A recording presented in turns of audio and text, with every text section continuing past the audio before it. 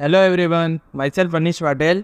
और आज हम बहुत ही इंपॉर्टेंट टॉपिक थ्रोम्बोसिस को स्टार्ट कर रहे हैं। थ्रोम्बोसिस यूनिवर्सिटी एग्जाम के लिए भी इंपॉर्टेंट लॉन्ग आंसर क्वेश्चन है। और इसमें ऐसे लॉन्ग आंसर क्वेश्चन आ जाए तो ठीक है, पर इसमें ना बहुत सारे शॉर्ट क्वेश्चंस भी बन सकते हैं। 2 मार्क्स के होते हैं ना, एसक्यू वो बहुत सारे बनते हैं। देखो, थ्रोम्बोसिस को हम 5 मेन टॉपिक्स में कवर करेंगे। सबसे पहले हम इसकी ये डेफिनेशन देखेंगे कि थ्रोम्बोसिस मतलब होता क्या है।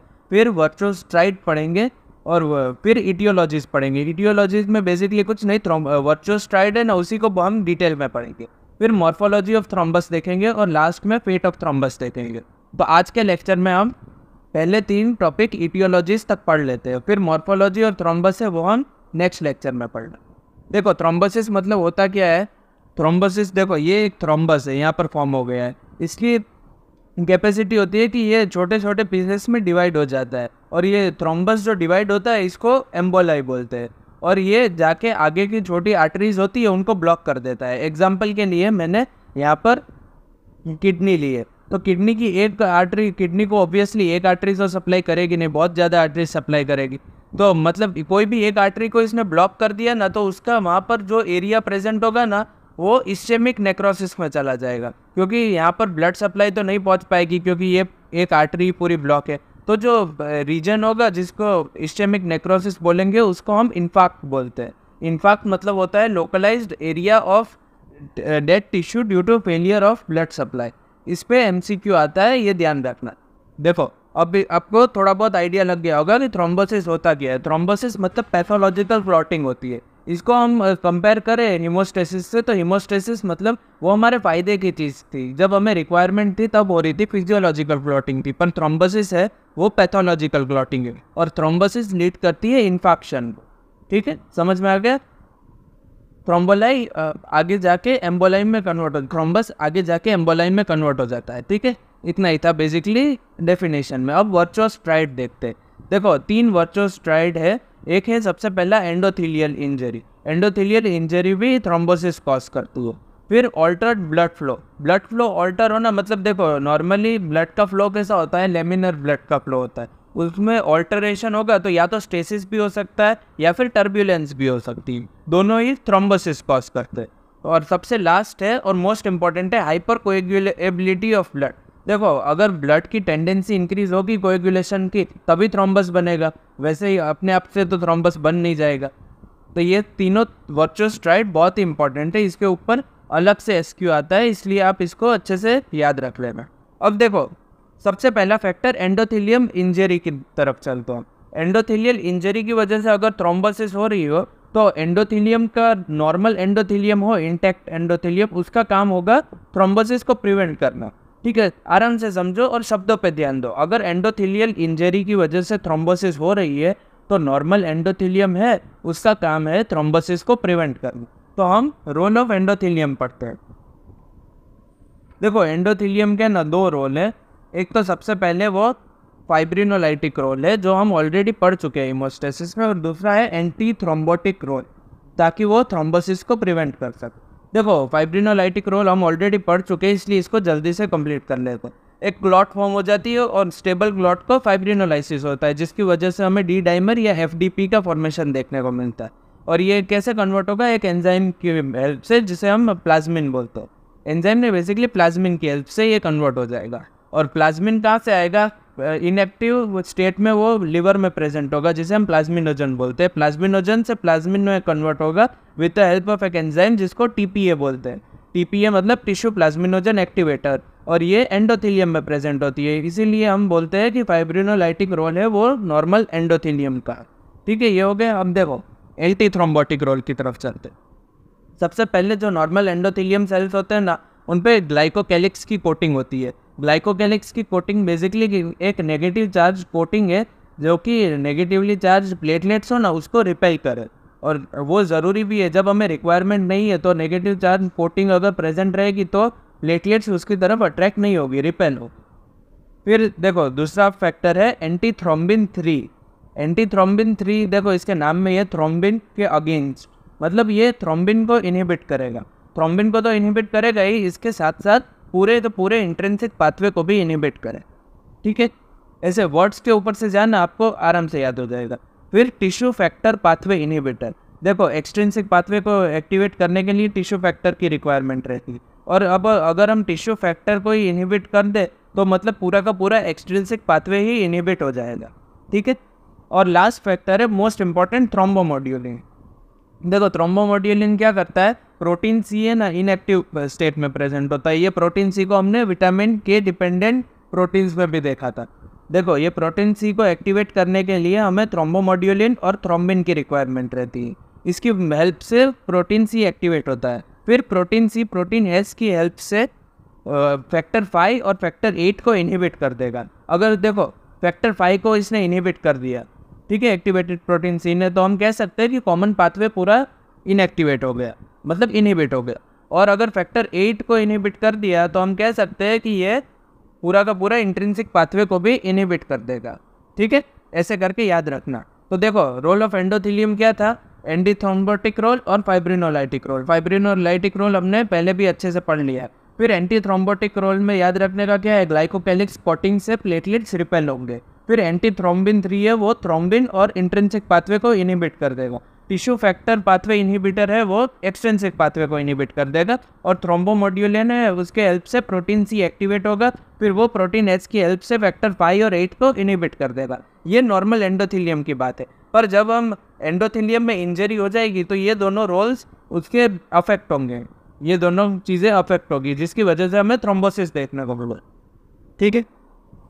अब देखो नेक्स्ट हाइपरकोएगुलेबल स्टेट्स की तरफ चलते हैं। देखो हम ऑल्टर्ड ब्लड फ्लो के ऊपर मैंने अभी तक कोई बात नहीं की। ऑल्टर्ड ब्लड फ्लो है ना, उसको मॉर्फोलॉजी में इंपॉर्टेंट है, इसके लिए अलग से हम ऐसे इटियोलॉजीज नहीं पढ़े तो बेहतर है। इटियोलॉजीज बेसिकली एंडोथेलियम की है और हाइपरकोएगुलेबल स्टेट्स की है, जो मैं अभी कवर करा रहा हूँ। देखो हाइपरकोएगुलेबल स्टेट है, वो या तो इनहेरिटेड हो सकता है या फिर एक्वायर्ड हो सकता है। इनहेरिटेड होता है उसे हम प्राइमरी कॉज भी बोलते हैं, और एक्वायर्ड को सेकेंडरी कॉज भी बोलते हैं। देखो इसमें मैंने बहुत सारी चीज़ें लिख दी है, जितनी रॉबिन्स में लिखा था ना वो सब कुछ मैंने लिख दिया है। आपको सब कुछ याद रखना ज़रूरी नहीं है। अगर आपको यूनिवर्सिटी में क्वेश्चन आए तो आपको ये सारे फैक्टर्स लिखना ऐसा ज़रूरी नहीं है, पर अगर आपको एमसीक्यू में आए तो आप एटलीस्ट उसे रूल आउट कर सको कि नहीं ऐसा इसमें तो नहीं होता। इसीलिए आपको एक बार देख लेना है इसको, और ये इतने ज़्यादा टफ भी नहीं है, आसानी से याद हो जाए। सबसे पहले और most important factor 5 lead in mutation. इसमें क्या होगा, ये मोस्ट कॉमन है कॉज है हाइपरकोएगुलेबल स्टेट का। देखो फैक्टर 5 है ना, वो एक्टिवेटेड प्रोटीन सी उसके साथ बाइंड करता है, और जैसे ही उसके साथ बाइंड करेगा ये इसको इनहिबिट कर देगा। अभी हमने देखा थ्रोम्बोमोड्यूलिन की हेल्प से प्रोटीन सी एक्टिवेट होगा और वो फैक्टर 5 को इनहिबिट कर देगा। ये तो नॉर्मल केस है, पर जब म्यूटेशन हो जाएगा तब ये एक्टिवेटेड प्रोटीन सी है वो फैक्टर 5 के साथ बाइंड नहीं कर पाएगा, और फैक्टर 5 है वो अब रेजिस्टेंट हो गया, वो इनहिबिट नहीं हो रहा है एक्टिवेटेड प्रोटीन सी की हेल्प से। तो अब क्या होगा, फैक्टर 5 अगर एक्टिवेट हो गया तो क्लॉटिंग और ज़्यादा होती चली जाएगी, और ये एक हाइपरकोएगुलेबल स्टेट होगा, और हाइपरकोएगुलेबल स्टेट की वजह से थ्रोम्बोसिस हो जाएगी, ठीक है। यहाँ पर फैक्टर 5 में म्यूटेशन होगा, जिसकी वजह से एक्टिवेटेड प्रोटीन सी उसके साथ बाइंड नहीं कर पाएगा और उसे इनहिबिट नहीं कर पाएगा, ठीक है। ये बहुत ही इंपॉर्टेंट है, इसके ऊपर एमसीक्यू भी आता है, और ये एसक्यू में भी कभी कभी पूछ लेते हैं। फिर दूसरा कॉज है प्रोथ्रोम्बिन म्यूटेशन। प्रोथ्रोम्बिन में म्यूटेशन होगा ना तो वो डायरेक्टली कन्वर्ट हो जाएगा थ्रोम्बिन में, और बहुत ही ज़्यादा थ्रोम्बिन हमें देखने को मिलेगा। और अगर थ्रोम्बिन ज़्यादा होगा तो कोएगुलेशन ज़्यादा होता चला जाएगा, मतलब हाइपरकोएगुलेबल स्टेट हो जाएगी। फिर देखो एंटी थ्रोम्बिन का काम क्या था, एंटी थ्रोम्बिन 3 का, कि थ्रोम्बिन को इनहिबिट करे और इंट्रिंसिक पाथवे को भी इनहिबिट करे। पर अगर एंटी थ्रोम्बिन 3 की डेफिशिएंसी हो तो ऑब्वियसली ये एक हाइपरकोएगुलेबल स्टेट फॉर्म कर देगा और फाइनली थ्रोम्बोसिस हो जाएगी। फिर प्रोटीन सी और प्रोटीन एस की डेफिशिएंसी हो, प्रोटीन सी और प्रोटीन एस क्या कर रहे थे, फैक्टर 5 और फैक्टर 8 को इनहिबिट कर रहे थे। अब इनकी डेफिशिएंसी है तो ये इफेक्टिवली फैक्टर 5 और फैक्टर 8 को इनहिबिट नहीं कर पाएंगे, जिसकी वजह से हाइपरकोएगुलेबल स्टेट हमें देखने को मिलेगी। देखो ये था बेसिकली प्राइमरी कॉजेस का, इसमें तो आपको सारे ही पढ़ने, ये सारे बहुत ही ईजी है, आपको तुरंत याद हो जाएंगे। अभी एक्वायर्ड फैक्टर्स की तरफ चलते हैं। एक्वायर्ड फैक्टर्स में आपको सारे याद करने की ज़रूरत नहीं है, आप 4-5 अपने हिसाब से याद कर लेना, और जो इंपॉर्टेंट है वो मैं बता दूंगा कि ये इंपॉर्टेंट है, इसको खास याद रखना। देखो एक्वायर्ड फैक्टर में तो एक स्टेसिस हो सकता है, स्टेसिस मतलब प्रोलॉन्ग बेड रेस्ट होगा तो उसमें स्टेसिस हो जाएगा। फिर मायोकार्डियल इन्फेक्शन की वजह से भी हाइपरकोएगुलेबल स्टेट फॉर्म देखने को मिल सकती है। फिर एट्रियल फिब्रिलेशन में भी देखने को मिल सकती है। देखो एट्रियल फिब्रिलेशन में क्या होता है, फास्ट कॉन्ट्रैक्शन होता है एट्रिया का, पर फोर्सफुल कॉन्ट्रैक्शन नहीं होता है। ठीक है, ये एक पॉइंट ध्यान रखना। फिर अगर टिश्यू फैक्टर, देखो हमने टिश्यू फैक्टर इनहिबिटर देखा था, तो उसकी वजह से कोएगुलेशन प्रिवेंट हो रहा था। तो यहाँ पर अगर टिश्यू फैक्टर रिलीज होगा कोई भी ट्रॉमा या सर्जरी की वजह से, तो वो हाइपरकोएगुलेबल स्टेट फॉर्म करता होगा। फिर देखो कैंसर्स, हाँ ये बहुत ही इंपॉर्टेंट है, जिसमें मैं टिक कर रहा हूँ ना वो तो आपको मस्ट है, ये तो पढ़ ही लेना। देखो 3 कैंसर है जिसको याद रखने के लिए आप LAS ऐसे करके याद रखना। और कैंसर ऑफ लंग, फिर एडिनोकार्सिनोमा ऑफ पेनक्रियास और स्टोमक, इन 3 कंडीशन में हमें हाइपरकोएगुलेबल स्टेट देखने को मिलता है और फाइनली थ्रोम्बोसिस हो जाती है लंग्स में, पेनक्रियास में और स्टोमक। ठीक है, इसको LAS ऐसे करके याद रखो। फिर इनमें से कोई इंपॉर्टेंट पूछो तो एक MI इंपॉर्टेंट। इसके अलावा हमने लास्ट लेक्चर में ही देखा कि DIC में भी हमें हाइपरकोएगुलेशन देखने को मिलता है, ये भी याद रखना। फिर ये दोनों तो मस्ट है, हिट और आप्ला। देखो हिट में क्या होता है, हिपेरिन के थ्रू इंड्यूस होता है थ्रोम्बोसाइटोपिनिया और थ्रोम्बोसिस। ये हम वैसे तो हिमेट में पढ़ते हैं, पर अभी थ्रोम्बोसिस कॉज करता है, तो इसको अभी याद रख लो। फिर दूसरा है एंटी फॉस्फोलिपिड एंटीबॉडी, जिसको हम शॉर्ट में आप्ला बोलते हैं। आप्ला मतलब क्या होता है, देखो फॉस्फोलिपिड है ना, वो बेसिकली प्लेटलेट की मेम्ब्रेन पे प्रेजेंट है, और उसके अगेंस्ट अगर एंटीबॉडीज बन जाए तो उसको हम ये कंडीशन बोलते हैं आप्ला। देखो ये एंटीबॉडीज है ना अलग टाइप की, ये प्लेटलेट को है ना इनहिबिट नहीं करेगी, प्लेटलेट को एक्टिवेट कर देगी। और प्लेटलेट एक बार एक्टिवेट हो गया तो ये प्राइमरी प्लग फॉर्म कर देगा, सेकेंडरी प्लग, और फाइनली थ्रोम्बोसिस हो जाएगी। ये नॉर्मली तो इतनी ज़्यादा हार्मफुल नहीं होती, पर अगर प्रेगनेंसी के केस में देखें ना तो ये बहुत ही ज़्यादा हार्मफुल है। ये प्रीटर्म डिलीवरी भी करा सकता है, पर ये बहुत ही रेयर है। ये तुरंत ही क्या कराता है, प्रेगनेंसी लॉस करा देता है या फिर अबॉर्ट करा देता है। प्रेगनेंसी के केस में बहुत ही ज़्यादा रिकरेंट प्रेगनेंसी लॉस हमें देखने को मिले ना, तो हम आप्ला सस्पेक्ट करते हैं, जिसे हम एंटी फॉस्फोलिपिड एंटीबॉडी भी बोलते हैं।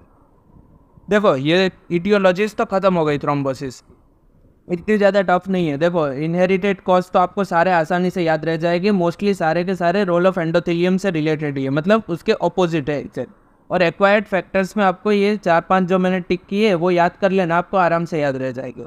इसमें खास है ना, ये कैंसर पे बहुत ही क्वेश्चन आते हैं, MCQs आते हैं, इसको खास ध्यान रख लें। अब देखो हमारी फाइंडिंग क्या है, टेस्ट करेंगे तो हमें प्लेटलेट का काउंट डिक्रीज देखने को मिलेगा। प्लेटलेट का काउंट क्यों डिक्रीज देखने को मिलेगा, क्योंकि हमें हाइपरकोएगुलेशन स्टेट है, इसमें primary plug secondary plug already form हो चुका है, तो प्लेटलेट यूज अप हो चुके हैं, इसलिए प्लेटलेट का काउंट डिक्रीज देखने को मिलेगा। और PT और APTT का काउंट इंक्रीज देखने को मिलेगा, क्योंकि ये सारे फैक्टर्स है वो एक्टिवेट हो गए और वो यूज्ड अप हो गए, तो उसकी वजह से सारे के सारे फैक्टर्स हमें बहुत ही ज़्यादा कम देखने को मिलेंगे, जिसकी वजह से दोनों टाइम इंक्रीज हो जाए। ठीक है, तो देखो ये इटियोलॉजीज तक हमने कवर कर लिया।